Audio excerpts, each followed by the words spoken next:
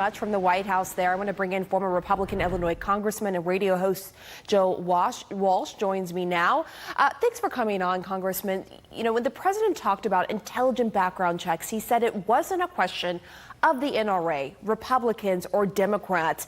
Do you believe he will actually continue to take a leadership role on this and push for change? As I just noted, we've seen in the past how the NRA can persuade him otherwise. Yeah, you know, the problem here, Pamela, and it's always a problem with President Trump, and you know this, you just can't believe anything he says. He's been down this road on gun control before.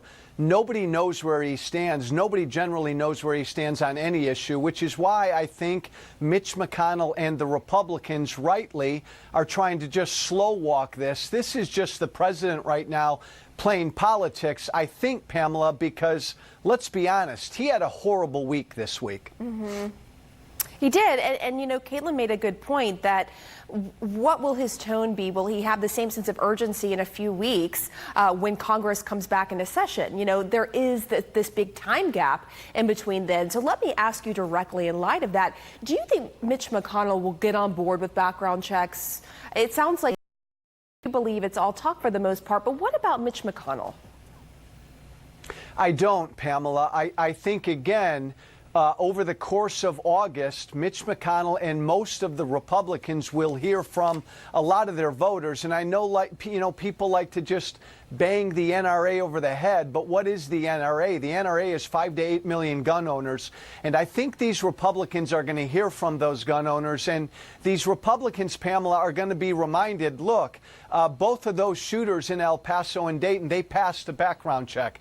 Again, I think this is just the president talking because he had a horrible week. He's made no effort to unify this country during this terrible week.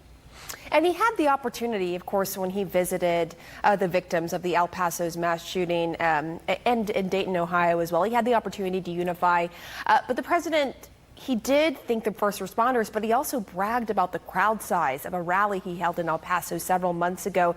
Later, the First Lady tweeted a photo of herself, as we see right here on the screen, of her and the president holding an infant who lost both of his parents in the shooting, a baby he was reportedly brought back to the hospital at the request of the White House. In fact, one hospital official saying the president really lacked empathy about bringing the baby back. What is your reaction when you hear about this? Pamela, who does that? What other president would use a tragically orphaned infant as a prop? What other human being would do that? Why would President Trump stand there and smile with a thumbs up with an infant who just lost his mom and his dad?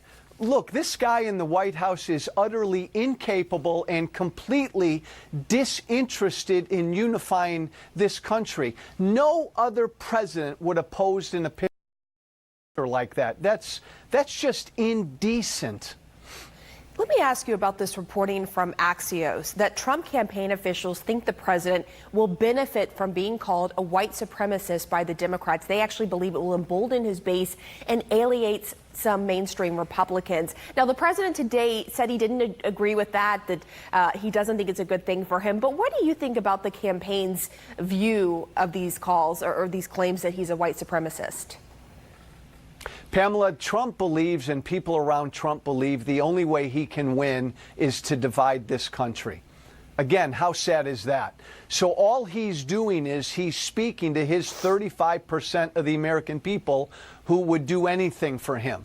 But this doesn't play with the vast majority of the American people. Look, again, here we are 6 days removed from... Could it backfire on the Democrats? But I think the point is, could it backfire on the Democrats calling him a white supremacist, going out there and saying that?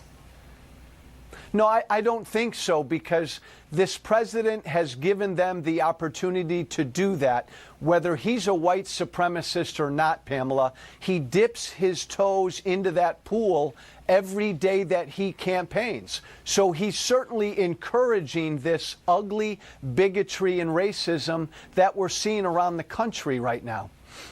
I want to ask you before we let you go about Fox News host Tucker Carlson. Earlier this week, he portrayed the concerns about white supremacy as a hoax. It's clearly not a hoax, but what is your reaction to those comments? You know what, Pamela, my reaction to what Tucker said was despicable. I mean, Tucker said that 2 days after 22 people were killed by a white supremacist. Tucker Carlson said white supremacy is a hoax. But then I get really sad, Pamela, because 3 to 4 million people listen to Tucker Carlson every single night.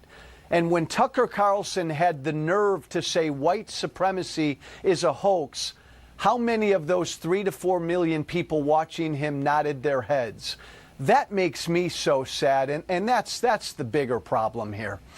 And we know from the FBI that a majority of the domestic terrorism cases, which are on the rise in the FBI, are white supremacists. Joe Walsh, thank you very much. We appreciate it. Thank you, Pamela.